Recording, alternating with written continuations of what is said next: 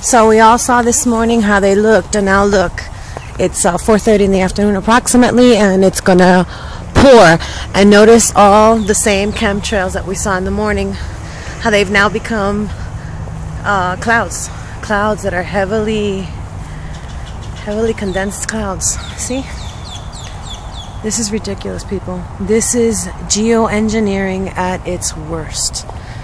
Good Lord.